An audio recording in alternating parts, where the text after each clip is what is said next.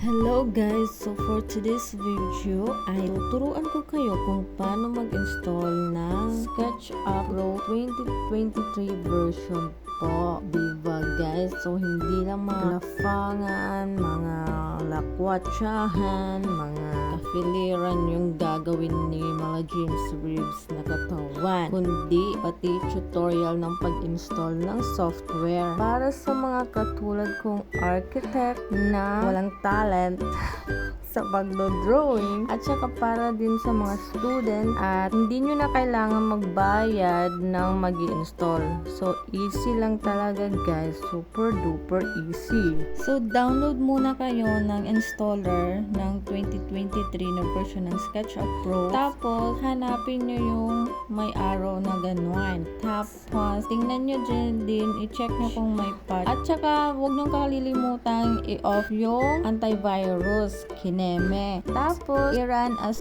administrator nyo guys. Antayin nyo lang guys magpakita itong anong tawag nyo? Parang mga umbrella tayong chares, kineme. And then next nyo lang guys also install. And then antayin nyo na lang din, fast forward ko na lang guys kasi medyo matagal. So ayan, na-install na natin guys. So click lang yung finish and then punta tayo doon sa patch, tapos basahin muna natin yung nakalagay dito kasi hindi ko naman naintindihan. Nag YouTube University lang ako guys. Diba? Kaya watch nyo na lang tong video ko, diba guys, para hindi na kayo mahirapan, diba? Kineme ko lang yung binasa-basa ko lang yung Redmi na yan. So i-run as admin daw natin itong patch, and then mag-a-appear ito. So yung name na nakalagay dyan is itong SketchUp Pro 2023. So mahahanap na niya kung saan yung mga file path location ng mga kineme na yan. So, diba? After nyo ilagay, and then click nyo lang yung patch. Tapos pag ma-check nyo na okay na lahat, yung nandyan, yung layout, SketchUp Pro, and then yung style builder. So, and then click nyo na yung exit, and then okay na.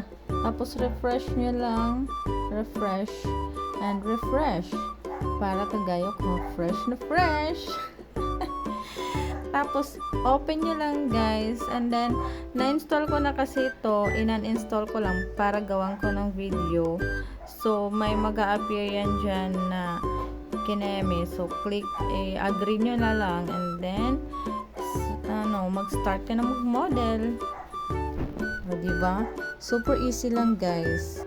Sana nakatulong ako sa mga hindi marunong mag-install ng software sa kanilang PC or laptop.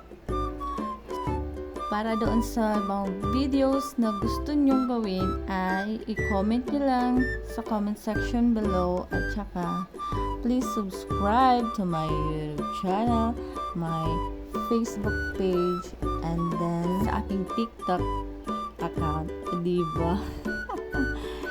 So, bye guys!